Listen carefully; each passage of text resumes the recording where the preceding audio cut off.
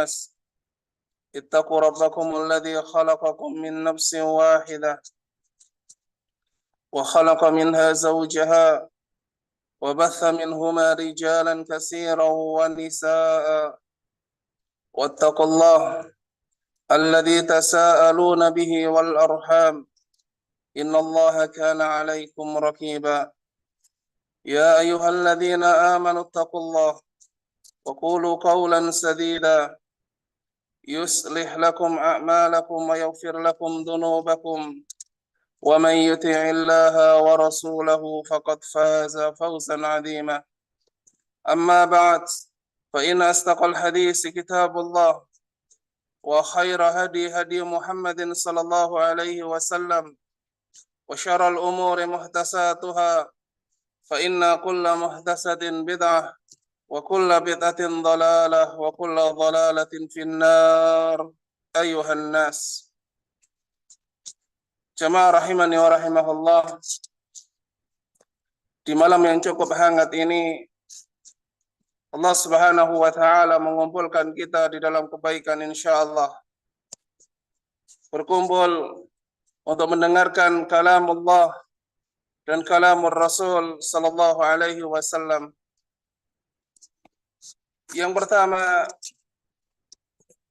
sebagai mau'izah, hendaknya kita senantiasa menjaga ketakwaan kita kepada Allah Subhanahu wa taala.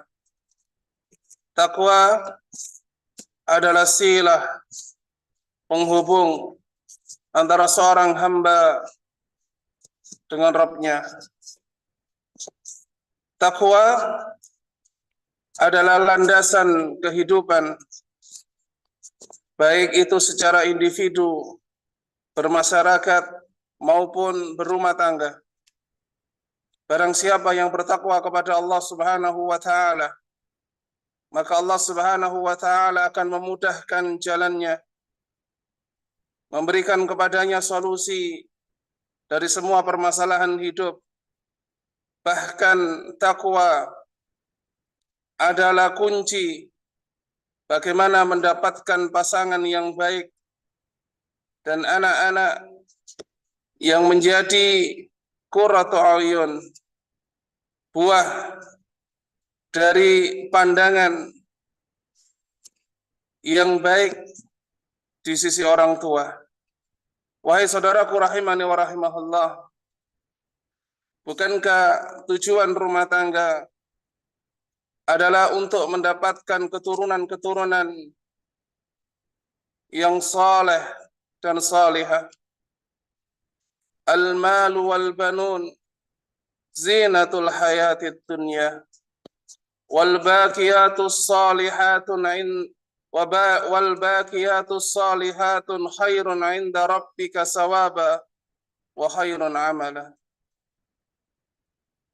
Pada kesempatan malam hari ini, tema besar yang ingin saya sampaikan melalui kajian pada malam hari ini, semoga Allah Subhanahu wa taala mengumpulkan kita di dalam kebaikan, dan pertemuan malam hari ini kita selesaikan dan kita bubar nantinya di dalam penjagaan Allah Subhanahu wa taala dari perpecahan. Tema besar pada kajian pada malam hari ini, semoga Allah Subhanahu wa taala memberkati kita sekalian, yakni hendaknya seorang muslim menanamkan di dalam dirinya, ya ayyuhalladzina amanu qu anfusakum wa ahlikum nara. Wahai orang-orang yang beriman, hendaknya engkau jaga dirimu dan keluargamu dari api neraka. Setiap kita sebagai individu, sebagai anggota masyarakat, bahkan kita adalah bagian dari bangsa yang besar. Dan bangsa itu terdiri dari rumah tangga. Walhamdulillah, kita berada dan hidup di negeri kaum muslimin, di negeri yang meskipun banyak permasalahan yang muncul, namun di dalamnya barakallahu fiik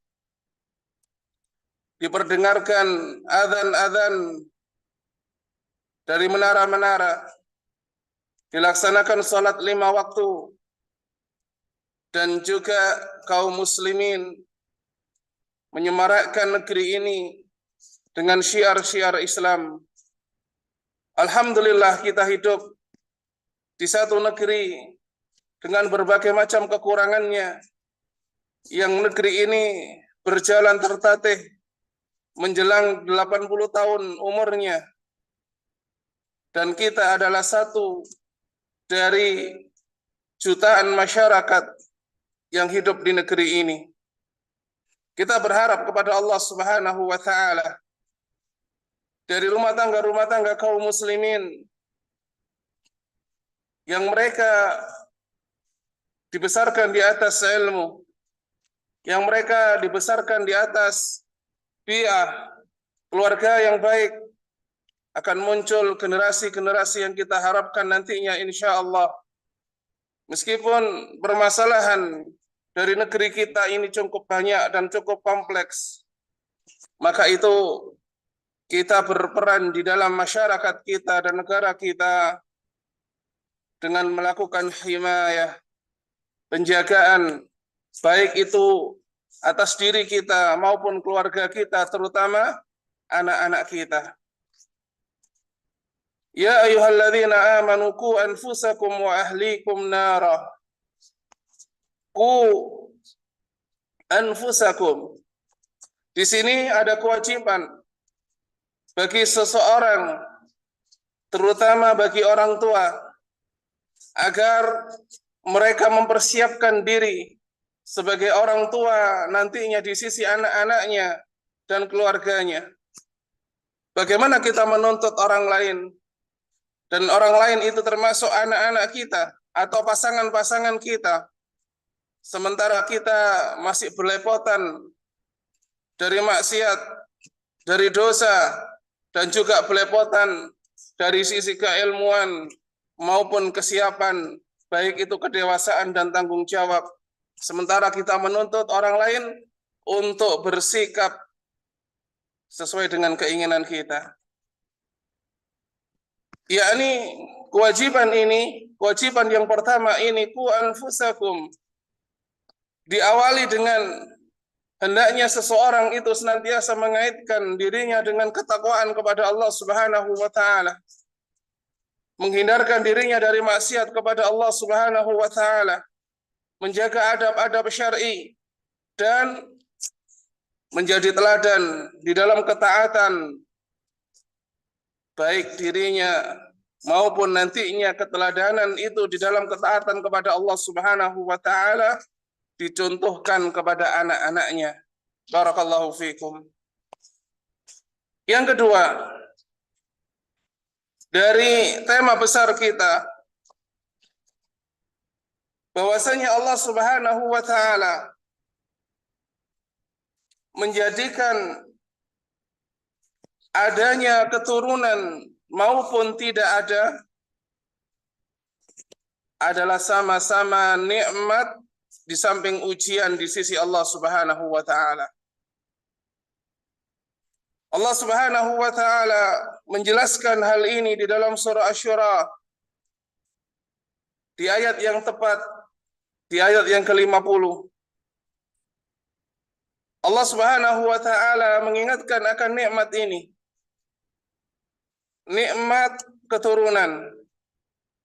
Nikmat bahwasannya seseorang akan diharapkan ketika telah lusuh kulitnya, telah bergetar tulang-tulangnya, dan ia dalam kondisi tua menunggu kematian yang akan datang. Kemudian anak-anaknya berada di samping kiri dan kanannya, sementara cucu-cucunya berada di bawah kaki-kakinya, memberikan pijatan kasih sayang. Kemudian mereka sama-sama serentak untuk melafadzkan kalimat La ilaha illallah, mentalkin dari diri kita yang sudah tanpa daya, di penghujung umur kita, di pembaringan dari kematian kita. Saat-saat itulah kenikmatan mendapatkan keturunan yang saleh dan salehah. Namun ada juga di satu kelompok yang lain di mana Allah Subhanahu wa taala tidak memberikan kepada mereka keturunan. Terputus nasab, tidak lagi dikenang namanya di sisi masyarakat. Dan dua kondisi ini jamaah rahimani wa rahimahullah barakallahu fikum memiliki keutamaan masing-masing. Allah Subhanahu wa taala menjelaskan kondisi ini. Au yuzawwijuhum dhukrana wa inasa wa yaj'alu man yasha'u akima innahu alimun qadir. Au yuzawwizuhum dhukrana wa inasa, ataukah Allah Subhanahu wa taala menganugerahkan pasangan dari keturunan berupa laki-laki dan wanita. Wa yaj'alu man yasha'u akima, serta menjadikan golongan yang lain sebagai akim, sebagai orang yang mandul, yang tidak memiliki keturunan. Dan Allah Subhanahu wa taala menutup firman-Nya, innahu alimun qadir, sesungguhnya ia alim, yakni menentukan semuanya dari takdirnya yang ada dengan ilmu. Alimun qadir, semua apa yang terjadi pada diri seorang hamba, baik ia memiliki keturunan, memiliki anak maupun tidak, semua di atas ilmu Allah Subhanahu wa taala dan takdirnya yang maha kuasa. Maka di sini dari kaidah yang kedua ini hendaknya memunculkan rasa syukur kepada Allah Subhanahu wa taala bahwasannya tangisan bayi kita, nakalnya anak kita, saya ulangi, karena ini menjadi pertanyaan yang sering keluar nantinya. Ya Ustadz, bagaimana saya memiliki anak, namun anak ini begitu sangat nakal?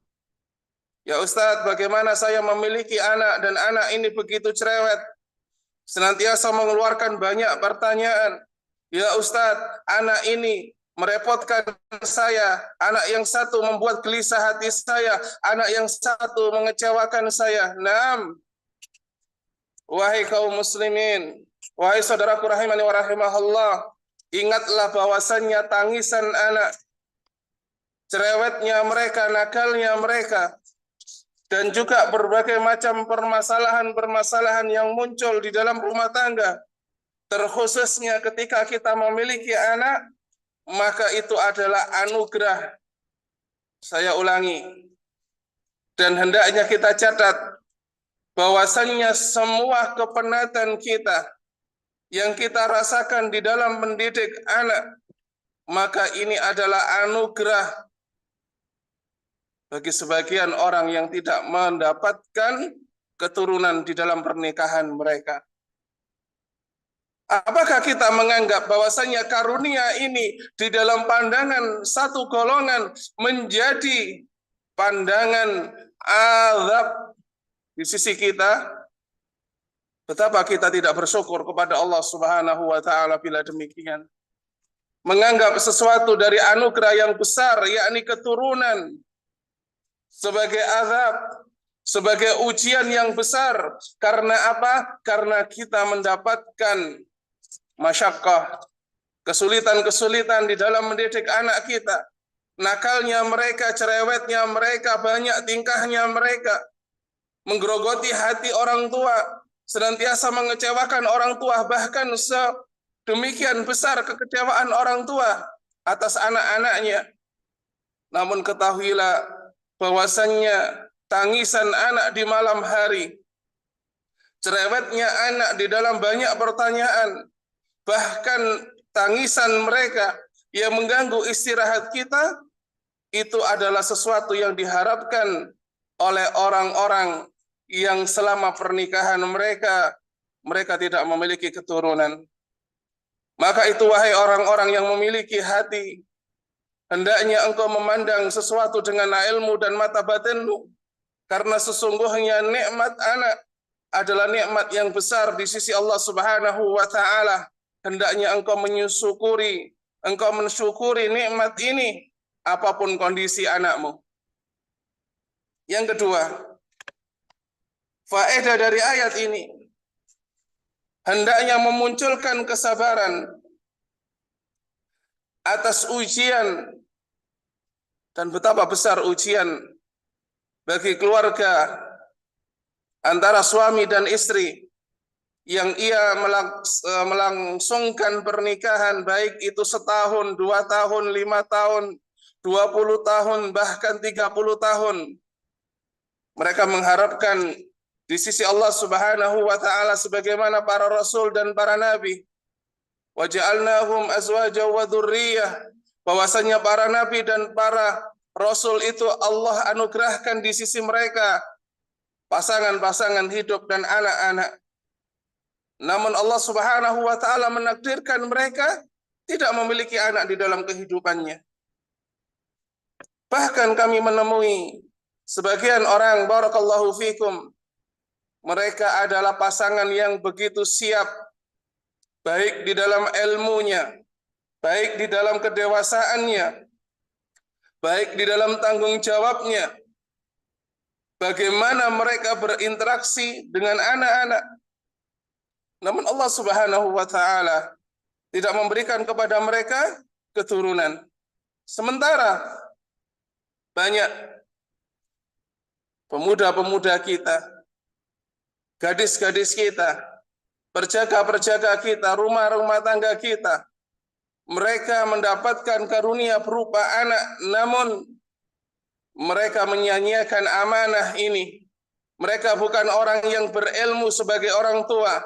Mereka adalah bukan orang yang memiliki jiwa kedewasaan di dalam mendidik anak. Bahkan mereka tidak memiliki tanggung jawab atas itu semua. Maka di sini jamaah rahimani wa rahimahullah, diperlukan kesabaran yang ekstra bagi orang-orang yang tidak memiliki anak dan keturunan. Kita mengharap di sisi Allah Subhanahu wa taala dari sebuah musibah yang besar ini, yakni musibah Allah menetapkan pada diri seseorang dengan ilmunya dan takdirnya bahwasanya ia tidak ditakdirkan untuk memiliki anak. Nah, disebutkan oleh Rasulullah Sallallahu Alaihi Wasallam ketika beliau berkumpul dengan para sahabatnya, ma ta'uduna rukuba fikum. Beliau bertanya kepada para sahabat, tahukah kalian siapa orang yang disebut mandul itu di antara kalian? Qulna, para sahabat menjawab, alladzi la yuwal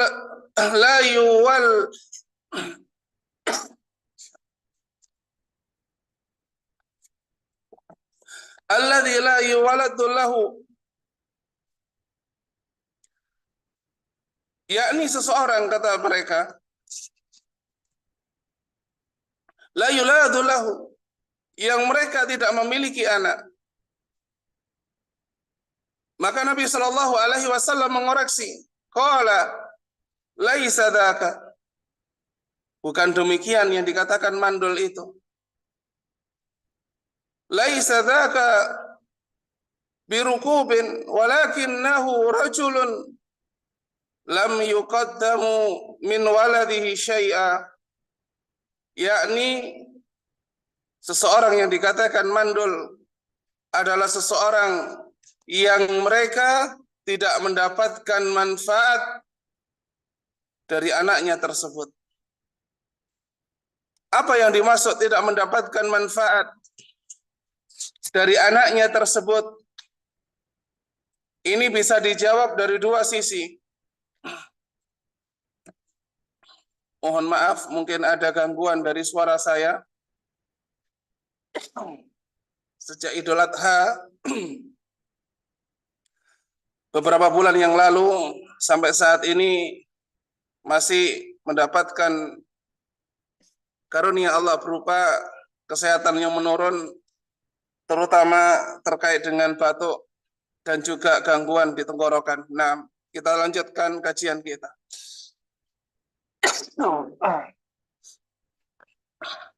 Dari sisi pertama,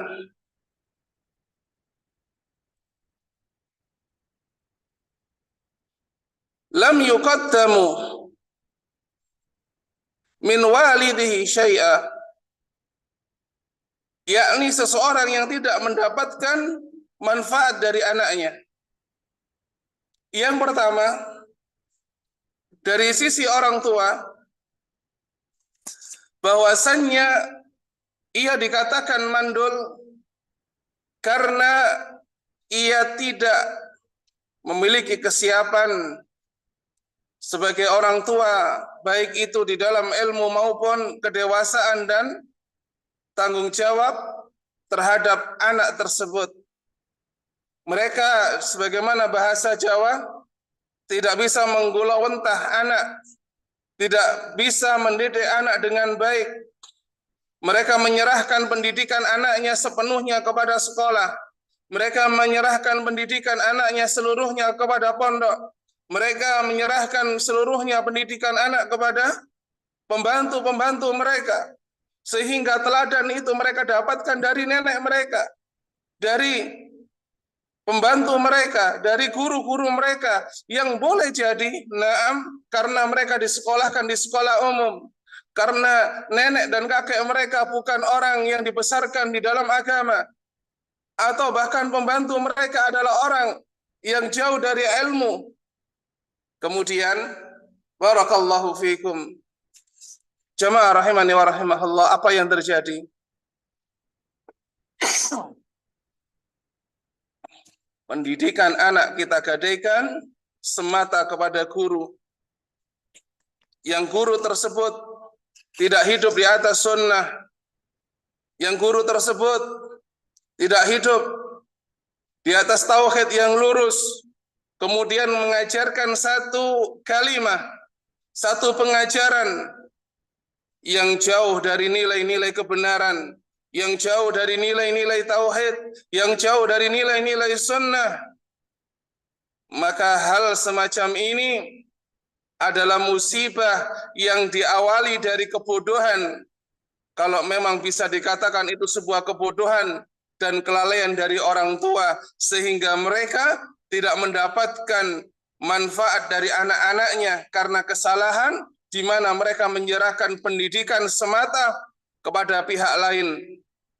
Nah, yang seharusnya, barakallahu fikum, orang tua adalah pengajar pertama, murabbi pertama, yang menjadikan asas, landasan pendidikan anak-anak mereka. Nah, dan yang kedua dari sisi anak, ketika anak tersebut,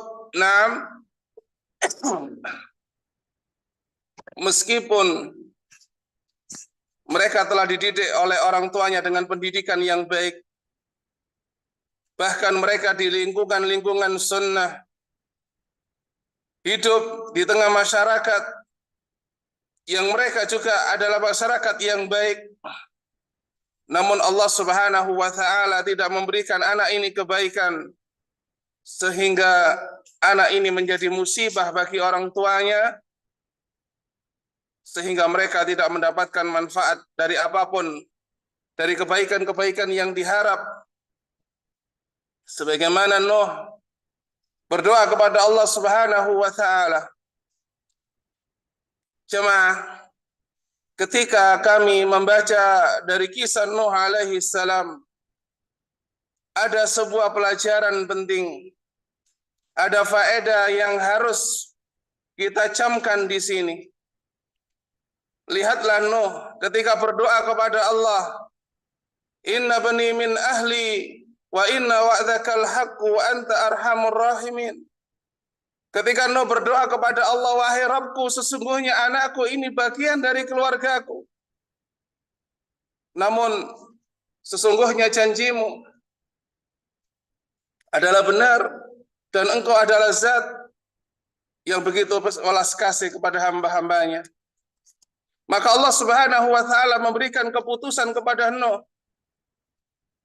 Ya Nuh, wahai Nuh, innahu laisa min ahlik, innahu amalun ghairu salih. Wahai Nuh, dia bukan bagian dari keluargamu. Sesungguhnya amalnya bukan amalan yang baik. Masya Allah. Ada satu faedah yang biasanya terluput dari para da'i, dari para ustadz ketika menjelaskan terkait dialog Nuh dengan Rabb-nya yang begitu mengguncang hati Nuh alaihi salam dan orang-orang yang membaca kisahnya setelahnya. Jamaah rahimani wa rahimahullah. Kita menganggap bahwasannya seorang da'i, seorang pengajar, seorang guru adalah teladan, baik itu pada dirinya sendiri maupun pada orang-orang yang diajar. Sebagian orang menganggap bahwasannya wajib bagi seorang guru itu untuk menghiasi dirinya dengan adab-adab yang baik, untuk selalu siap, memperlihatkan bahwasanya keluarganya adalah teladan bagi murid-muridnya yang lain. Maka pertanyaannya jamaah, apakah kita siap untuk menerima kebenaran dari guru kita?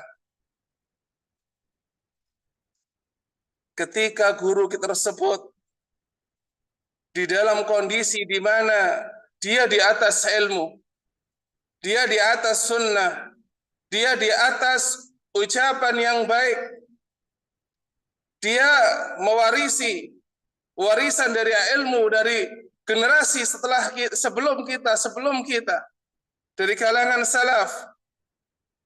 Namun dari satu sisi kita melihat bahwasannya keluarganya masih berantakan. Dapatkah ini pelajarannya? Dapatkah kita mengambil manfaat dari seorang ustadz yang boleh jadi istrinya belum sunnah, anak-anaknya bukan anak-anak yang baik? Padahal konsep kita adalah menerima ilmu dari orang yang terpercaya. Orang ini terpercaya dari sisi ilmu. Namun dari sisi keluarganya belum dapat kebaikan, belum mendapatkan hidayah, anak-anaknya masih anak-anak yang nakal.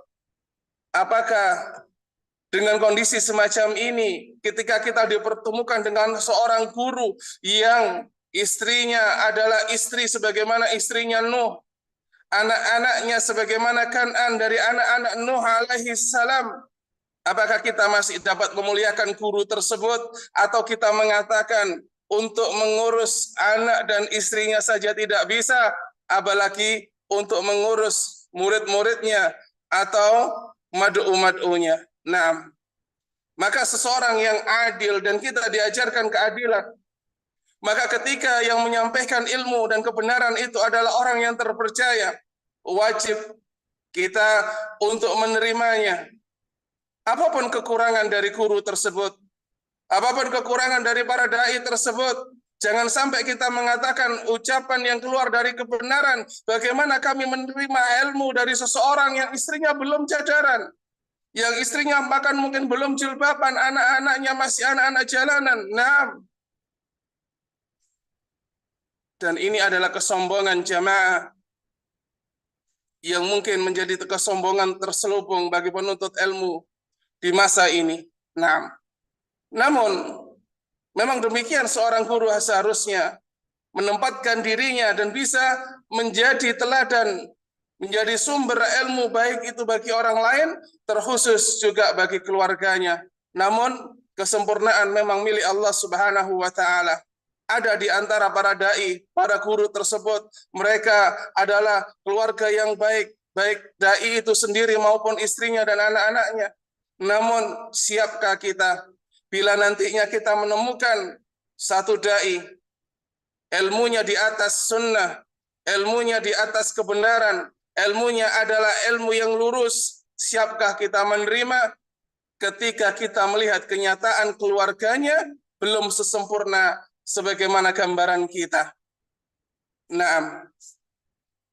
Selanjutnya, bagi seseorang yang ia belum mendapatkan keturunan yang diharapkan, maka ketahuilah bahwasannya di dalam Islam kebaikan itu bukan hanya ada pada satu jalan. Banyak jalan-jalan dan pintu-pintu. Ketika seseorang tidak mendapatkan kebaikan dari pintu tahajud umpama, maka dia dapat mengambil manfaat dari pintu sedekah. Ketika seseorang tertutup dari pintu duha, maka ia membuka kebaikan dari pintu tilawah. Dan demikian juga ketika seseorang tidak mendapatkan anak, maka ia masih mendapatkan pintu-pintu kebaikan seperti mendidik anak orang lain, mengajarkan Al-Quran kepada mereka, dan juga mengajarkan Fatihah yang dibaca oleh anak orang lain di dalam sholat-sholat mereka, sehingga menjadi amal jariah bagi seseorang tersebut. Yang ketiga, kaidah yang ketiga, kita masuk di dalam pembahasan. Dua pembahasan di depan adalah mukaddimah. Disebutkan oleh Rasul sallallahu alaihi wasallam, dan ini adalah bagian dari khutbatul hajah. Fa in asdaqal hadisi kitabullah wa khaira hadi hadi Muhammadin sallallahu alaihi wasallam wa syarrul umuri muhtasatuha wa kullu muhtasatin bid'ah. Maka sesungguhnya sebaik-baik kalam, sebaik-baik hadis, sebaik-baik ucapan adalah kitabullah Al-Quran. Dan sebaik-baik petunjuk adalah petunjuknya Muhammad sallallahu alaihi wasallam. Dan sedangkan seburuk-buruk urusan adalah sesuatu yang baru di dalam agama, dan setiap bid'ah adalah sesat. Jamaah rahimani wa rahimahullah, sebagian orang menjadikan kalimat ini adalah kalimat manhaji untuk menetapkan manhaj seseorang, melihat kualitas guru. Namun tidak banyak orang yang membawa ucapan Nabi Shallallahu Alaihi Wasallam di dalam khutbatul hajjah ini di dalam rumah tangga. Apa faedah yang dapat kita ambil dari ucapan Nabi Shallallahu Alaihi Wasallam di dalam khutbatul hajjah ini terkait dengan pendidikan keluarga kita, terkhususnya anak-anak kita? Maka satu faedah penting dari berbagai macam faedah yang nantinya kita bisa dapatkan, bahwasannya banyak, dan ini kaidah yang harus kita camkan di sini. Banyak di antara keluarga-keluarga kaum muslimin, naam, barakallahu fikum, mereka mengambil pengajaran di dalam pendidikan anak-anak mereka. Mereka mengambil bagaimana seni mendidik anak, atau bagaimana berinteraksi dengan keluarga, dari ucapan-ucapan orang-orang ateis, dari ucapan orang-orang barat, yang kebanyakan mereka adalah orang-orang yang kafir kepada Allah Subhanahu wa Ta'ala. Bahkan kita mengambil pendidikan anak, bagaimana cara mendidik anak, dari orang-orang yang tidak dikenal.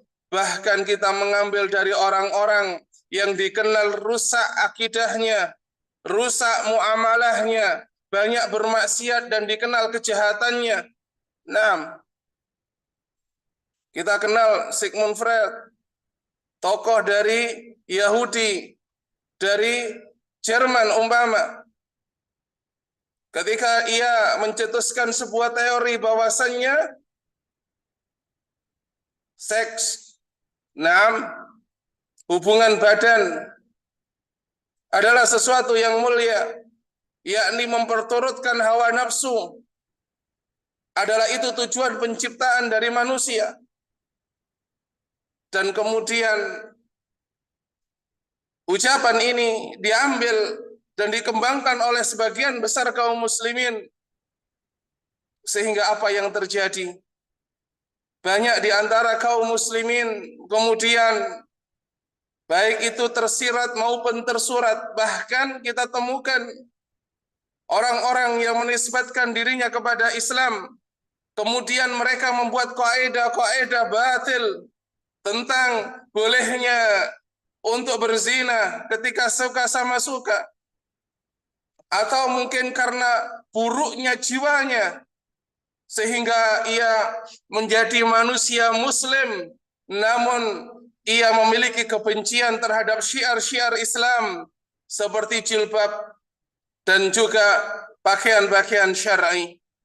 Semua ini diambil dan ujung-ujungnya adalah ucapan Sigmund Freud tadi, tokoh Yahudi Jerman yang mengatakan bahwasannya tujuan terbesar kita adalah untuk melampiaskan syahwat di dalam kehidupan ini. Dan itu dimakan mentah-mentah oleh sebagian kaum muslimin, bahkan yang menyandarkan dirinya pada intelektualitas dan juga tokoh-tokoh dari kampus seperti dosen dan semisalnya ketika mereka menulis terkait tulisan-tulisan mereka. Ada juga di antara orang-orang dari kalangan awam ketika mereka mendengar ucapan Mozart, seorang ahli musik terutama piano dari Italia. Siapa Mozart ini? Orang yang senantiasa minum minuman keras, menghabiskan waktunya di antara anggur dan juga wanita-wanita pelacur. Kemudian ia mengatakan bahwasannya ketika bayi itu di dalam kandungan, kemudian diperdengarkan suara-suara yang pelan, suara-suara halus, suara-suara piano, suara-suara musik, maka itu akan membantu otaknya nanti ketika ia lahir dan besar, tumbuh lahir dan besar dengan alunan musik. Maka ia akan menjadi manusia, anak yang cerdas, anak yang intelektualnya tinggi, anak yang di dalam matematikanya berhasil. Ucapan siapa? Ayuhal muslimun. Ucapan orang-orang kafir. Ucapan orang-orang yang tidak beriman kepada Allah Subhanahu wa taala dan Rasul-Nya. Ucapan orang-orang yang senantiasa mabuk di dalam hidupnya dengan anggur dan memperturutkan hawa nafsunya dengan mengoleksi banyak di antara pelacur dan wanita-wanita jalang. Apakah ucapan mereka?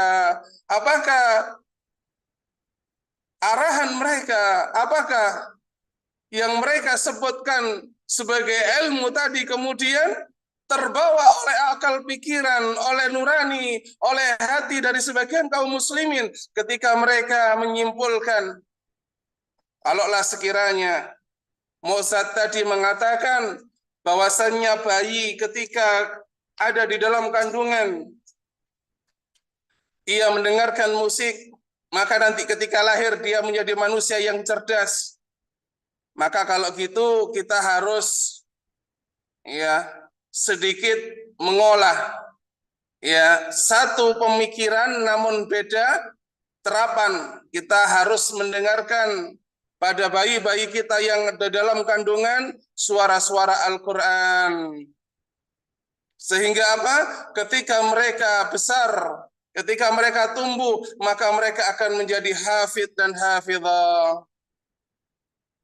Syubhat yang menyambar dari hati-hati yang lemah, yang mereka tidak tahu bagaimana cara mendidik generasi-generasi Islam, bagaimana para salaf dahulu, bagaimana Rasul dahulu mendidik para salaf, mendidik dari keluarga para sahabat yang junior ini, seperti Abdullah bin Abbas, Abdullah bin Umar, Abdullah bin Amr bin As, dan semisalnya. Mereka adalah orang-orang yang bodoh di atas jalan salaf. Bagaimana salaf mendidik anak mereka di atas Al-Quran dan Sunnah. Dan itu cukup. Saya ulangi. Pendidikan salaf dari kalangan ulama-ulama kita cukup untuk mendidik anak kita sebagai anak yang baik, anak yang lurus manhaj dan akidahnya, anak yang lurus muamalahnya. Dan singkirkan semua itu kepada tong sampah, ucapan-ucapan dari filosof-filosof, dari para penyanyi, dari orang-orang yang jahat, dari orang-orang yang tidak tahu bagaimana berinteraksi dan berhubungan dengan Rabb-Nya yang senantiasa menghabiskan hidup dengan anggur dan kemabukan mereka. Dan ini kesalahan besar kaum muslimin hari ini, menyandarkan pendidikan anak-anak mereka kepada ucapan orang-orang kafir, sedangkan orang-orang kafir sendiri adalah orang yang tidak memiliki taat kepada Allah, bahkan hidupnya senantiasa bergelimang di dalam kemabukan dan maksiat. Apakah mereka akan menjadi teladan kita di dalam mendidik anak kita? Wa iyadu billah. Kaidah yang keempat. Masya Allah, tidak terasa waktu sudah 8:30. Bahwasannya titik berat Al-Quran ketika menjelaskan terkait dengan pendidikan, maka titik beratnya bukan pada sisi ibu, namun pada sisi bapak.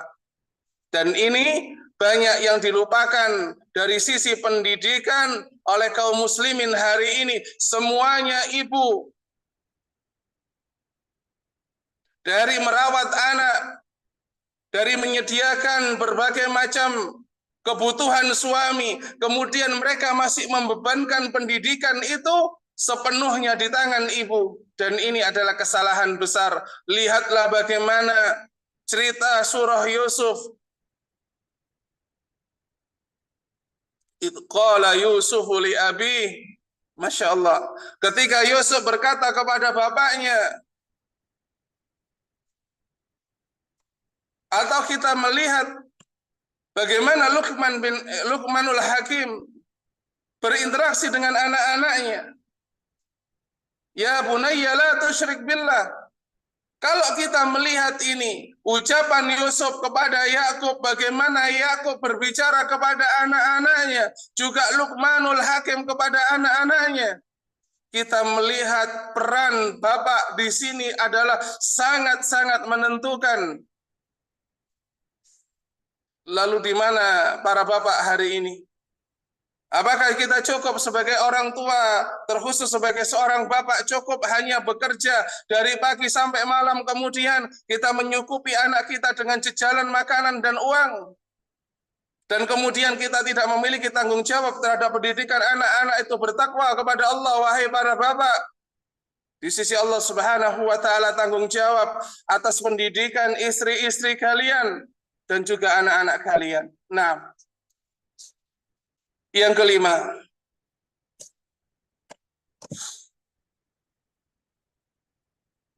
kita hidup di antara dua kutub ketika mendidik anak, antara kutub nasihat dan kutub keteladanan. Dan di sini kita katakan bahwasannya mendidik anak adalah seni. Dan tentunya seni adalah hiasan-hiasan. Seorang orang tua dituntut bagaimana ia bisa berinteraksi dengan anaknya secara baik. Contoh jemaah, saya sebagai orang Jawa, ketika saya memiliki anak, dan anak ini mengatakan, Abi, ingin buang air, ingin pipis. Sebagai bapak biasanya kebanyakan, terutama orang-orang yang tidak memiliki ilmu, ke sana ke umimu. Dia meneruskan dengan gadgetnya, dia meneruskan aktivitasnya tanpa menoleh sedikit pun kepada anak. Dan itu direkam oleh anak-anak kita. Itu yang pertama. Yang kedua, ternyata uminya, ternyata ibunya bukan orang yang juga bertanggung jawab. Akhirnya apa? Sana keluar ke teras. Wa iyadzubillah. Ya. Akhirnya anak ini ketika melihat bapaknya adalah bapak yang tidak bertanggung jawab, ketika melihat ibu dengan kesibukannya masing-masing, akhirnya ia pergi dengan terpaksa ke teras. Kemudian ia melepas bajunya, memperlihatkan auratnya atau sebagian auratnya, kemudian ia membuang najis tanpa ada yang membimbingnya.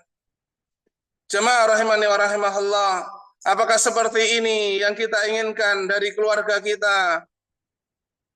Dan bagaimana kita berinteraksi dengan anak-anak kita yang kemudian terekam di dalam memori anak tersebut bahwasannya orang tua yang baik menurut pandangan anak adalah orang tua yang sibuk dengan HP-nya, sibuk dengan acara-acaranya, kemudian meninggalkan anak tersebut dengan mandirinya tanda kutip membuang kotoran sehingga ia tidak tahu apa itu adab. Mencopot baju di tengah kerumunan manusia, membuang air seni dengan sembarangan sehingga menajisi berbagai macam tempat, baik itu tanaman atau jalan atau mungkin tembok-tembok. Dan yang terakhir, dia tidak tahu apa itu istinja, sehingga apa? Ketika mereka selesai, mereka pakai pakaian mereka lagi, kemudian menuju masjid, dan mereka sholat dengan pakaian yang berlumuran dengan najis tersebut, baik itu mengotori dirinya, pakaiannya, maupun mengotori tempat yang dilangsungkan sholat di dalamnya dari masjid-masjid kaum muslimin. Apakah itu pendidikan? Nah, apakah itu pendidikan? Namun kalau seseorang ketika anaknya mengatakan, Abi pipis, atau Umi pipis, kemudian apa? Dia pegang tangannya, maka anak ini akan merekam pada memorinya bagaimana kasih sayang orang tuanya ketika ia butuh. Ia mendapatkan muskilah di dalam menerapkan atau di dalam kondisinya yang menahan kencing tadi. Ternyata orang tuanya adalah orang yang perhatian. Ia lempar HP itu untuk sementara. Ia lempar akan kesibukannya untuk sementara waktu kita. Dan dia memenuhi akan panggilan anak tersebut. Kemudian anak ini dibawa dengan tangannya. Kemudian ia tuntun anak ini dengan tangannya ke kamar mandi. Orang tuanya ini mengatakan, ayo ucapkan apa? Mengucapkan apa? Ayo doa untuk memasuki kamar mandi apa? Setelah itu diajarkan oleh orang tuanya untuk mencopot baju di dalam kamar, mengajarkan rasa malu sejak dini, dan tidak memperbolehkan untuk auratnya dilihat oleh orang-orang yang tidak berhak. Kemudian ia diajarkan oleh orang tuanya untuk mengarahkan bagaimana membuang kotoran yang baik, istinja yang baik, kemudian memakai pakaian lagi keluar dengan doa keluar kamar mandi.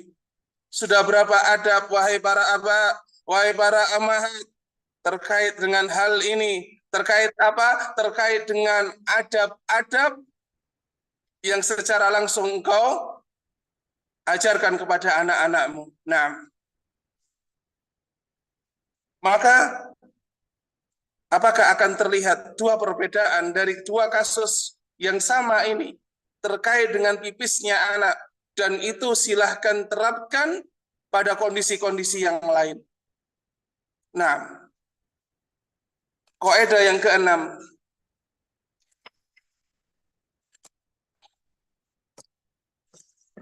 Kebanyakan anak nakal secara umum adalah tidak adanya kesabaran bagi orang tua di dalam berinteraksi dengan anak. Dan yang pertama dari konsekuensi yang saya sampaikan di depan barusan adalah orang tua yang tidak bisa membangun komunikasi yang baik. Ketika kita menemukan tindakan anak kita yang mungkin di luar dari keinginan kita, memukul temannya umpama, atau cerewet, atau mungkin banyak pertanyaan, sebagian orang akan langsung menjustis anak tersebut. Kenapa kamu pukul temanmu? Atau mungkin ketika dia banyak pertanyaan, sudah, jangan banyak tanya, jangan banyak omong. Abi sedang sibuk, Umi sedang sibuk. Nah, namun jamaah rahimani wa rahimahullah, apakah seperti ini? Atau tindakan yang kedua, kita sebagai orang tua mengawasi akan perkembangan anak-anak kita. Bagaimana nakalnya mereka, bagaimana menghadapi banyaknya pertanyaan-pertanyaan mereka. Dan di sini terkait dengan ilmu sangat-sangat dibutuhkan ketika orang tua melihat hal yang sedemikian dari anak-anaknya. Nah, maka di sini ya kesabaran sebagai orang tua dituntut. Untuk apa? Untuk bersabar atas cerewetnya mereka, menanggulangi dengan baik kenakalan mereka, dan juga ketika kita menemukan anak-anak kita menemui satu kondisi yang kita tidak harapkan seperti autis dan semisalnya, maka di sini ilmu dan kesabaran perlu ditunjukkan sebagai tanda besarnya jiwa orang tua ketika mereka menemukan kekurangan pada anak-anak itu. Nah, dan yang terakhir, yang poin yang ketujuh, ya, ini poin yang menyangkut poin yang keenam tadi. Maka kita harus membuka suasana kedekatan antara orang tua dengan anak, ya, sehingga anak tersebut hanya cukup dengan orang tuanya, bukan lagi dengan teman-teman, bukan lagi dengan barang-barang, apalagi HP. Nah, sebagian orang tua ketika anaknya nakal, ini HP, ini mainan. Nah, mereka menganggap bahwasannya barang-barang itu, uang-uang itu, mainan-mainan itu, bahkan HP sebagai solusi bagi setiap kenakalan, tanda kutip, atau mungkin kejengahan orang tua, ketidaksabaran orang tua menghadapi anak tersebut. Sehingga ketika kita melihat itu, solusi yang kita tawarkan adalah solusi yang merusak anak itu sendiri. Ketika anak kita temui, ya, tidak nurut atau menangis atau apa, langsung kita berikan HP kepada mereka. Atau kita setelkan TV dengan acara-acara, meskipun itu acara anak-anak, adalah acara anak-anak yang merusak dari film-film kartun. Nah,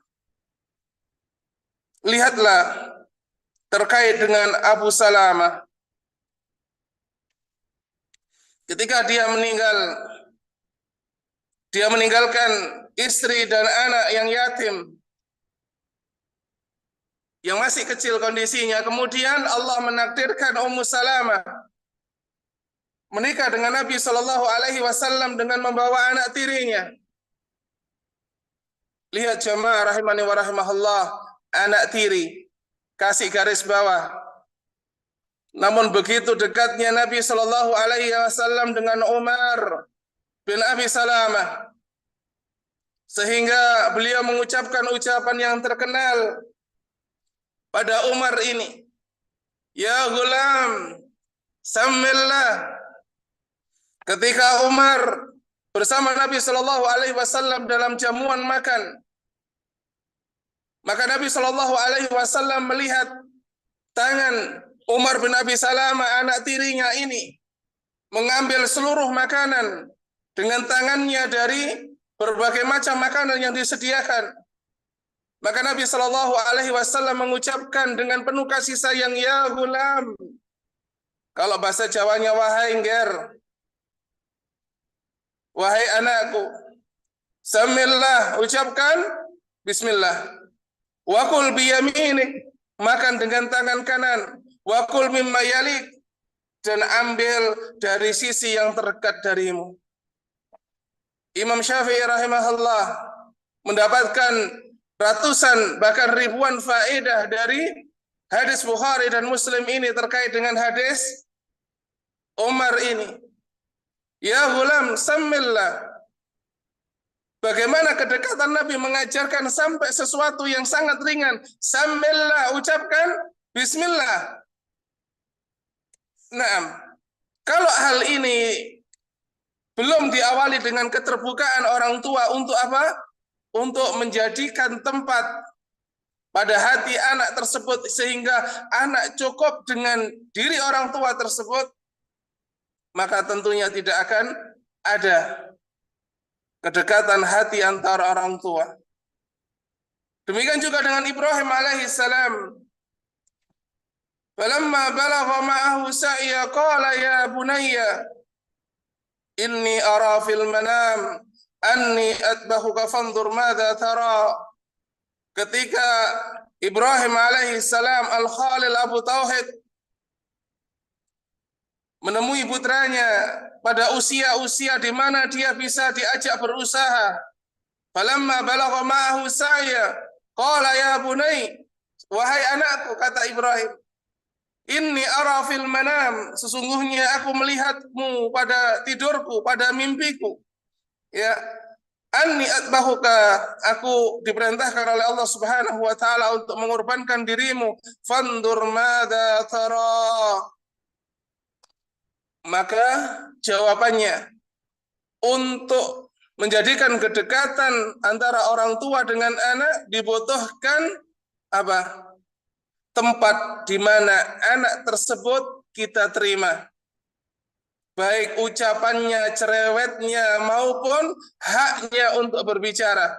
Kita berikan kepada mereka ruang. Tidak kita persempit ruang itu sehingga yang muncul adalah ketakutan. Yang muncul adalah teror pada hati seorang anak ketika melihat orang tuanya. Namun keterbukaan, namun penyambutan yang baik, dan juga kasih sayang yang sempurna. Dan yang terakhir saya tambah satu poin lagi, yakni kaidah yang ke-8 yang tidak ada pada buku. Untuk kita berinteraksi dengan anak dan menjadikan anak ini sebagai buah yang baik pada kehidupan kita, baik di dalam kehidupan dunia ini maupun akhirat, maka hendaknya kita persedikit maksiat kita di dalam rumah tangga kita. Jangan sekali-kali anak-anak kita mendengar sesuatu dari ucapan-ucapan yang buruk, dari musik-musik yang terlaknat, dari maksiat-maksiat yang dipertontonkan oleh orang tuanya di depan anak tersebut. Karena sesungguhnya setiap anak, terutama anak yang tumbuh di dalam perkembangannya, senantiasa merekam apa yang mereka lihat dan mereka rasakan di dalam perkembangan mereka, sehingga itu menjadi satu akumulasi yang menjadikan kejiwaan mereka terpola dari apa yang mereka lihat, yang mereka rasakan dari kecil sampai nantinya tumbuh besar di atas asuhan orang tua. Imma pengasuhan mereka di atas ilmu dan tanggung jawab, imma pengasuhan mereka di atas kebodohan dan pengabaian terhadap anak-anak kita. Ketahuilah jamaah rahimani wa rahimahullah, sebagai penutup, anak adalah anugerah. Maka hendaknya kita jaga anugerah Allah Subhanahu wa taala dengan baik sehingga kita mendapatkan dari sisi sini pahala yang besar di sisi Allah Subhanahu wa taala. Akhirul kalam, subhanakallahumma wa bihamdika asyhadu an la ilaha illa anta astaghfiruka wa atubu ilaik. Assalamualaikum warahmatullahi wabarakatuh. Kami kembalikan kepada moderator. Nah, Ustaz, waalaikumsalam warahmatullahi wabarakatuh. Syukran wa jazakallah khairan wa barakallahu fiik kepada Al-Ustaz Abu Abdurrahman bin Muhammad Su'ud Al-Asy'ari hafizallahu ta'ala yang telah memberikan ilmunya yang sangat bermanfaat. Semoga Ustaz dan keluarga selalu dalam lindungan dan penjagaan Allah Subhanahu wa taala sehingga kita masih dapat menggali ilmu dari Al-Ustaz. Baik Ustaz, selanjutnya kita masuk pada sesi tanya jawab pada para peserta. Silahkan yang ingin bertanya langsung untuk mengklik tombol raise hand atau mengirimkan pesan kepada admin tanya jawab. Tafadhal.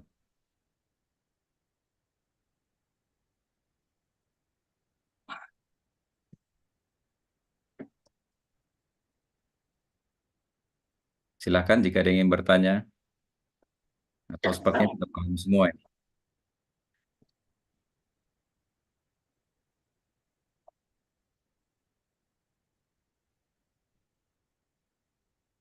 Mungkin sudah terlalu malam sehingga banyak anggota-anggota Naam Nah, Ustaz. yang sudah mulai berguguran untuk beristirahat. Nah, kami tunggu 2 menit untuk adanya pertanyaan atau tidak. Kalau memang tidak ada, tafadhol untuk ditutup. Nah, Ustaz. Nah, sepertinya ada Ustaz. Ya, kepada Ukhti Yuliati. Tafadhol Ukhti. Nah, Assalamualaikum warahmatullahi wabarakatuh, Ustadz. Waalaikumsalam warahmatullahi wabarakatuh. Ana sudah tulis di kolom chat tadi sebenarnya pertanyaannya. Patut disampaikan. Disampaikan saja, dibacakan karena HP saya bukan HP yang bisa membaca semua pertanyaan. Ya, nah maafkan Ustadz. Ustadz, bagaimana caranya ya kalau dulu kita orang tua ini belum dapat hidayah untuk belajar agama dan anak-anak sudah terlanjur besar dan dari kecil dididik seperti biasa pada umumnya, seperti ya namanya kita dulu belum paham ya Ustadz ya bagaimana cara mendidik anak, dan seperti turun-temurun dari bagaimana orang tua mendidik kita, ya begitu pula kita didik anak-anak kita. Sedangkan kita juga tidak bisa memilih terlahir dari orang tua yang seperti apa ya kan Ustadz. Maksudnya bisa memilih terlahir dari orang tua yang paham agamanya gitu, karena anak sendiri juga tidak dididik dengan orang tua anak dengan agama yang kurang lah, anak bisa bilang begitu. Jadi anak-anak sekarang sudah terlanjur besar dan kadang-kadang ya begitu ada susah kan terus sholatnya atau diajarin itu agak susah gitu Ustadz. Gimana caranya Ustadz? Jazakallah khair Ustadz, barakallahu fiik. Wah, iya. Tafadhol Ustaz. Langsung dijawab atau dikumpul? Langsung saja. Tafadhol Ustaz. Fudail bin Iyad rahimahullah memiliki kasus yang sama. Diceritakan hal ini juga oleh Ibnu Katsir rahimahullah, baik itu di dalam tafsirnya maupun di dalam Bidayah wan Nihayah. Bagaimana Fudail, ia adalah penyamun pada masa mudanya. Dan jika ini permasalahan kita semuanya, saya, Anda dididik di mana pendidikan kita adalah pendidikan yang jauh dari agama kita. Ini akibat juga dari penjajahan yang begitu lama, sehingga apa? Kesempatan untuk belajar orang-orang tua kita tidak ada, sehingga apa? Apa yang mereka rasakan dari kakek nenek kita, buyut kita, kemudian diterapkan pada pendidikan kita oleh orang-orang tua kita. Orang-orang tua kita dulu, Masya Allah, begitu keras pendidikannya. Namun, dengan semua kekurangan dari pendidikan orang tua kita yang penuh dengan kekerasan, dipukul ketika kita nakal di sekolah, kita dipukul guru, dilempar oleh aspa atau mungkin oleh penghapus dan semisalnya. Kemudian ketika kita lapor di rumah, kita mendapatkan pukulan yang kedua kalinya. Sehingga kehidupan kita tanda kutip penuh dengan teror pada saat itu. Kita dididik bukan dalam pendidikan Islam yang sempurna, namun kita dididik dengan kondisi yang banyak kekurangan. Apa yang harus kita lakukan? Sebagaimana kembali kepada cerita dari Fudail bin Iyad rahimahullah, dia memiliki anak bernama Ali bin Fudail, yang Ali ini diceritakan di dalam sejarah qatilul Quran, seorang yang terbunuh karena Al-Quran. Dia memiliki jiwa yang khusyuk. Apa penyebabnya? Padahal abahnya seorang yang dahulunya banyak bermaksiat kepada Allah Subhanahu wa Ta'ala. Mungkin juga salah di dalam mendidik anaknya, namun kenapa dia mendapatkan, sebagaimana disebutkan Thahabi rahimahullah, bahwasanya Ali ini memiliki kelembutan jiwa. Yang pertama, perbaiki kesalahan kita dari awal dalam mendidik anak. Dengan cara apa? Yang pertama, insafi bahwasanya semua pendidikan yang di dalam kehidupan yang sebelumnya dari masa lalu dalam mendidik anak itu sebuah kesalahan, dan banyak kita melakukan kesalahan, baik itu disengaja maupun tidak.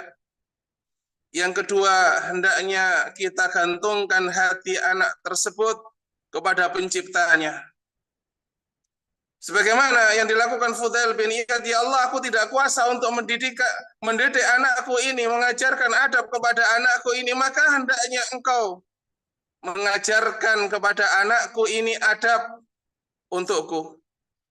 Hendaknya kita sekali lagi, ya, hal pertama menginsafi bahwasanya ada kesalahan pada pendidikan anak. Yang kedua, kita kaitkan hati anak tersebut kepada Allah Subhanahu wa taala ketika kita mendoakan mereka di dalam keheningan malam, di dalam sepertiga malam-malam kita, di waktu senggang-senggang kita berharap kepada Allah agar Allah Subhanahu wa taala mendidik anak ini untuk kita. Dan yang terakhir, ketika anak ini telah dewasa dengan pendidikan yang salah, maka hendaknya kita punya ruang yang cukup untuk membuka komunikasi yang baik. Nah, pertanyaan yang kedua silakan.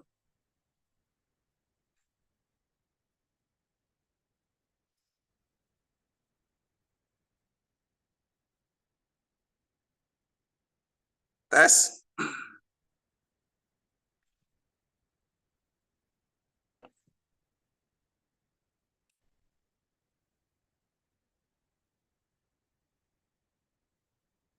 Pertanyaan yang kedua, tafadhol. Afwan Ustaz, Afwan, Ana lupa untuk membuka mic-nya. Ya Ustaz, kita beralih kepada pertanyaan di kolom chat. Assalamualaikum warahmatullahi wabarakatuh. Semoga Allah senantiasa melindungi Ustadz dan keluarga dalam kebaikan. Amin Allahumma amin. Izin bertanya Ustadz, Amin. bagaimana cara berkomunikasi dengan remaja perempuan di mana mulai sudah ada perbedaan pandangan dengan orang tua? Bagaimana cara agar anak kita itu mau menerima saran orang tua yang saran tersebut berdasarkan pemahaman orang tua terhadap syariat? Jazakallah khairan Ustadz. Tafadhal Ustadz. Iya. Orang tua sebagaimana Allah katakan di dalam Al-Qur'an, yakni fadzakir innama anta mudzakir lasta alaihim bimusaitir. Sampaikan nasihat, kamu hanya pemberi nasihat. Ya, kamu bukan pemaksa atas orang lain. Ini kaidah besar di dalam dakwah. Lasta alaihim bimusaitir. Engkau bukan orang yang diperintahkan oleh Allah Subhanahu wa taala sebagai pemaksa atau senantiasa menjadi pengawas atas kehidupan orang lain termasuk anak-anak kita. Maka sikap yang terbaik bagi orang tua adalah senantiasa mendampingi. Tidak semua kesalahan langsung ditegur. Tidak semua hal yang buruk langsung kita sikapi dengan terburu-buru. Nah, yang pertama seharusnya bagi orang tua, yang pertama kita memiliki kepercayaan, memberikan kepercayaan kepada anak, itu yang pertama. Yang kedua, kita memberikan wadah alasan kepada anak-anak tersebut ketika mereka bahkan ketika melakukan kesalahan, hak untuk menjawab. Jangan kita katakan kamu memang anak nakal, kamu kenapa memukul temanmu? Seharusnya kita tanya dulu alasannya. Nah, atau bahkan mungkin ketika kita mendengar dari pihak sekolah atau pihak orang lain menyampaikan kepada kita kenakalan anak kita, dia memukul temannya, tidak serta-merta kita menghakimi anak tersebut. Kemudian kita katakan kamu memang anak nakal, dasar anaknya orang gila dan semisalnya. Nah, ini bukan pendidikan yang baik. Namun dudukkan anak itu. Apa mendengar bahwasannya engkau memukul temanmu, apa yang terjadi? Sehingga dia bisa menjelaskan alasannya. Bahkan ketika kita menemukan anak kita tidak memiliki alasan yang kuat atas kenakalan mereka. Terus yang ketiga, setelah kita memberikan kepercayaan, memberikan ruang untuk mereka berbicara, maka yang ketiga, hendaknya orang tua sebagaimana tadi poin yang ke-6, yang saya sampaikan dan juga poin yang ketujuh, ya, kita berusaha menjadi orang tua yang menyenangkan, yang menyenangkan di dalam koridor syar'i tentunya. Koridor syar'i mengajarkan kepada orang tua bahwasannya ketika kita melihat kesalahan pada anak-anak kita, kita harus menunjukkan sikap yang bijak kepada anak-anak tersebut. Sikap bijak yakni sikap hilm, di mana seorang dapat memberikan bukan hanya keteladanan, namun juga koreksi, dan juga sebelum adanya koreksi, maka kita memberikan kepercayaan kepada anak tersebut untuk menjelaskan kondisi dan muskilah-muskilah yang ia dapati. Silakan pertanyaan yang ketiga atau keempat yang terakhir. Nah, Ustaz, syukran wa jazakallahu khairan atas jawabannya. Semoga dapat dipahami oleh penanya. Baik, kita kembali kepada yang ingin bertanya langsung kepada Ahi Ridwan Arafah. Tafadhal untuk bertanya langsung, Ahi. Assalamualaikum warahmatullahi wabarakatuh. Waalaikumsalam warahmatullahi wabarakatuh. Izin Ustaz mau bertanya Ustaz, ini agak mirip tadi sama yang komunikasi dengan anak yang remaja menjelang dewasa Ustaz. Dalam tahap remaja anak SMA gitu Ustaz. Ya. Ya memang sudah mulai ada semacam ini Ustaz ya, kalau udah remaja itu sudah mulai punya pandangan pikiran sendiri, jadi seringkali apa yang kita sampaikan itu selalu dibandingin dengan teman-temannya gitu, sehingga seringkali nggak nyambung gitu komunikasinya apa yang kita sampaikan, karena dia punya teman, jadi teman saya begini Ustaz. Jadi saya itu sebenarnya lulusan pesantren di SMP, cuman pada saat mau SMA kemarin di kelas 2 dia minta pindah ke negeri karena dia pingin nanti kuliahnya di kedokteran gitu, jadi biar fokus menambah ilmu di umumnya gitu Ustaz. Tapi masuk kita pindahin ke negeri Ustaz sekarang, jadi sekolah umum lah gitu. Jadi ya biasanya yang steril ya pergaulan pesantren, nah sekarang masuk ke pergaulan SMA. Dari awal kita sudah selalu nasihatin nih batas-batasnya apa gitu. Cuman sekarang mungkin karena bukannya mewarnai, dia kelihatannya dia jadi ikut-ikut teman-teman yang mungkin yang udah biasa gaul gitu Ustaz. Jadi kita sering selek nih gara-gara nasihatin jangan begini gitu. Tapi gimana kira-kira ini? Iya, baik. Yang pertama, anak kita lebih mendapatkan tempat pada hati teman-temannya karena tidak menemukan ketenangan pada sisi orang tuanya. Dari sisi anak memandang orang tua sebagai orang yang ortodoks, ya, yang hanya menilai salah dan benar, bukan menjadi pendamping yang baik. Bagi orang tua, anak soleh itu adalah anak yang mondok pertama, anak yang hafal Quran, anak yang menjaga ibadah-ibadah. Namun tidak pernah kita sebagai orang tua, sebagai pendamping, sehingga fungsi orang tua seharusnya sebagai pendamping, bukan hakim pada permasalahan-permasalahan mereka. Kemudian kita buka komunikasi dengan mendudukkan ia sebagai seorang anak yang berhak untuk bicara. Kita dengar semua hal terkait dengan muskilah, dengan permasalahan yang dihadapi anak tersebut sampai selesai. Bahkan kalau perlu butuh 2 jam, kita berikan waktu dia 2 jam untuk bicara tanpa harus kita potong. Kemudian apa?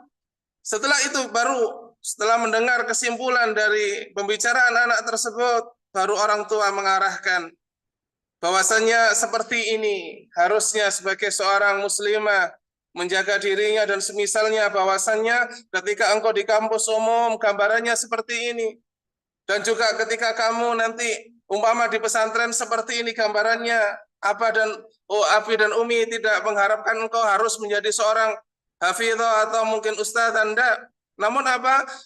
Abi dan Umi hanya ingin mengarahkan engkau bahwasannya ketika engkau memilih sesuatu, engkau harus memiliki konsekuensi terhadap apa yang engkau pilih, dan engkau mungkin belum sepengalaman Abi sehingga Abi memberikan kepadamu kepercayaan mungkin untuk apa? Untuk mengelola atau mungkin untuk memberikan pilihan terhadap hidupmu sendiri. Namun ketahuilah bahwasanya setiap hal, setiap pilihan tentunya ada konsekuensi. Maka disinilah pintar-pintarnya orang tua untuk mengambil hati anak. Makanya saya katakan banyak di antara anak-anak yang tidak merasakan kedekatan dengan orang tua karena orang tua tidak bisa membangun komunikasi yang baik. Sehingga mereka lebih tenang di sisi temannya, lebih percaya kepada temannya, lebih percaya kepada orang-orang di luar selain daripada orang tuanya. Karena itu kesalahan kita di dalam membangun komunikasi. Dan juga yang kedua, kita bersikap ortodoks. Kita bersikap ortodoks kepada anak-anak kita. Dan yang ketiga, kita adalah sebagai orang yang senantiasa absolut di dalam memilihkan anak dari apa yang kita inginkan sebagai orang tua tanpa melihat terkait hati anak tersebut dan juga perkembangannya. Mungkin pertanyaan yang terakhir, kalau sekiranya ada pertanyaan lagi silahkan menghubungi penyelenggara kajian Abah Herman atau mungkin Yayasan Al-Mahirah bil Ilmi untuk disampaikan ke nomor HP saya. Ustaz. Jadi masih diberikan satu pertanyaan lagi Ustaz ya? Nggih, tafadhal. Ustaz. Baik, kembali ke kolom chat. Di sini ada pertanyaan dari Ibu Identimi. Bismillah, izin bertanya, bagaimana cara mendidik sepasang anak tanpa peran seorang ayah? Sebab di sini ayahnya sudah wafat, Ustaz. Kadang saya sering futur, bingung, merasa sendirian. Mohon pencerahannya, Ustaz. Jazakallah khairan. Saya memiliki jamaah di Sidoarjo, anaknya 5. Masya Allah. Ustaz.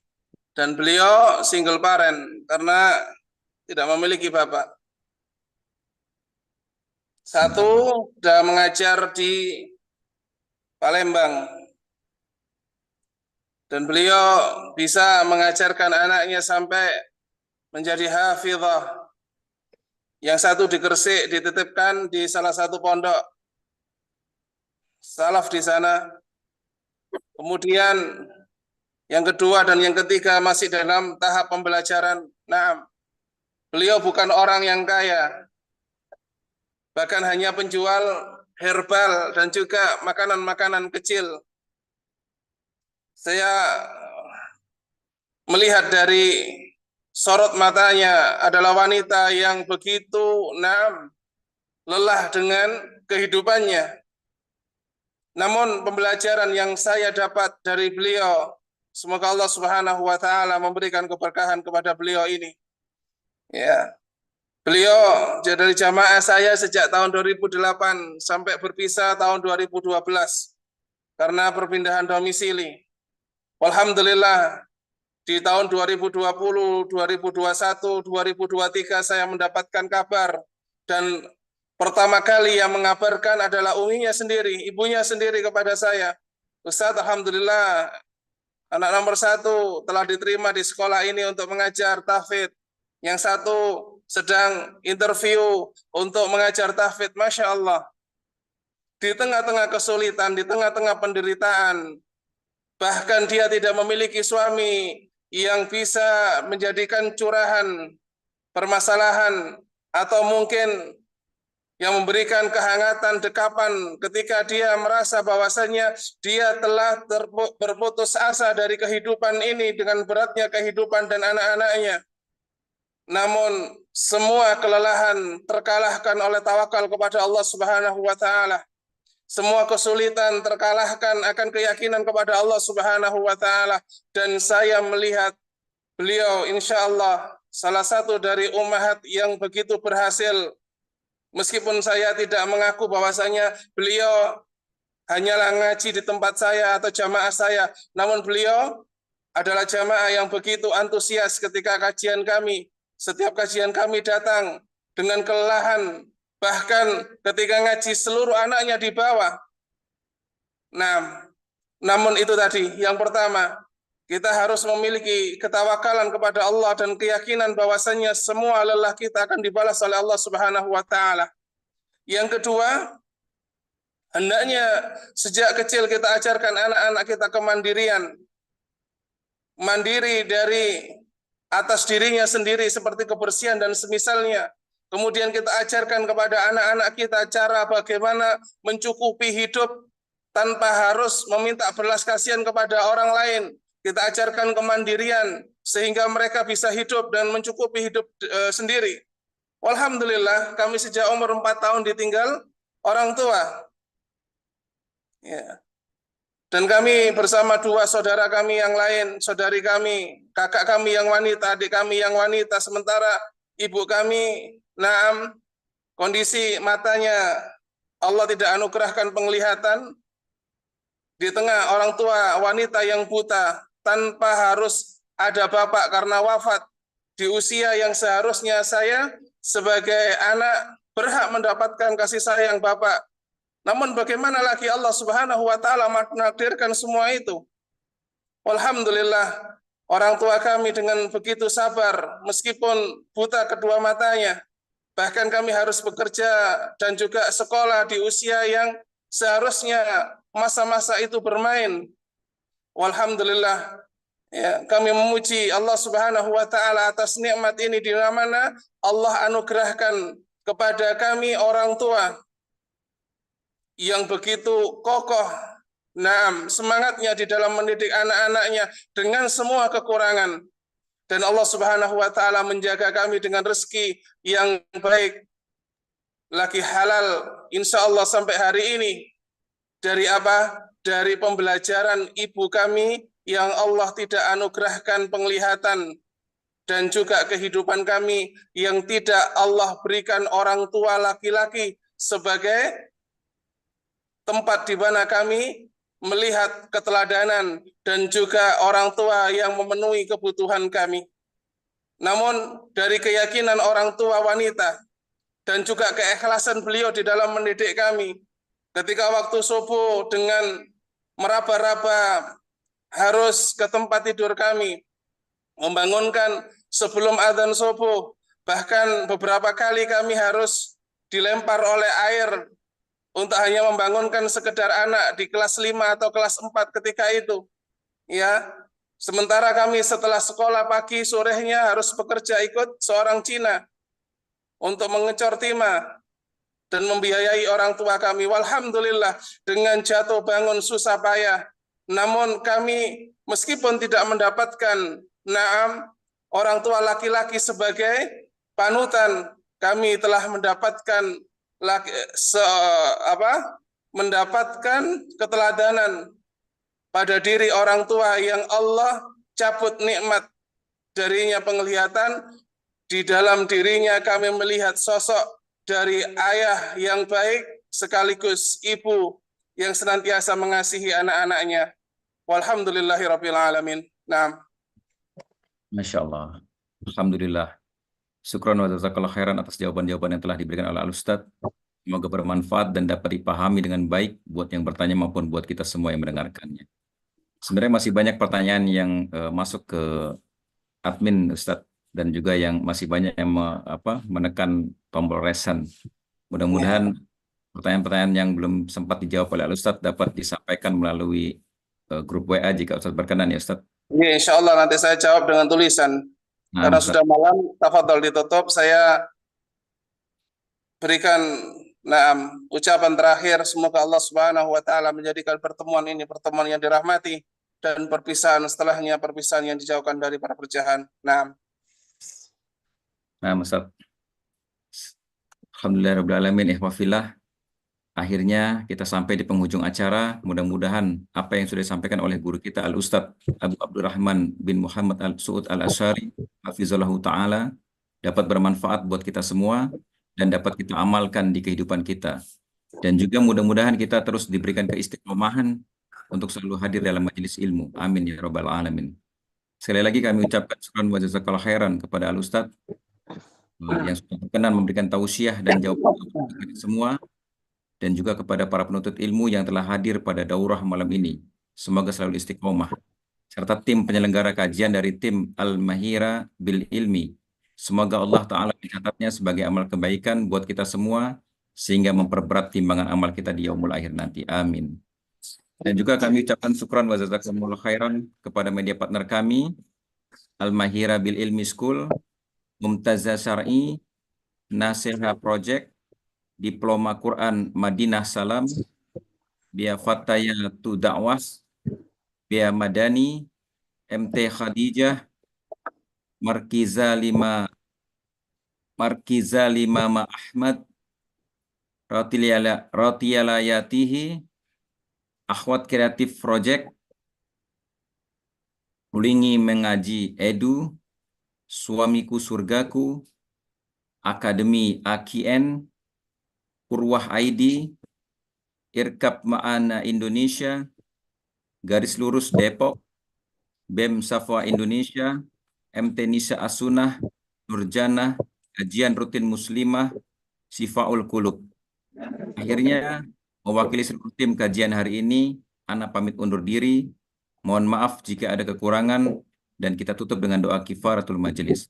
Subhanakallahumma wa bihamdika, asyhadu an la ilaha illa anta, astaghfiruka wa atubu ilaik. Assalamualaikum warahmatullahi wabarakatuh. Assalamualaikum.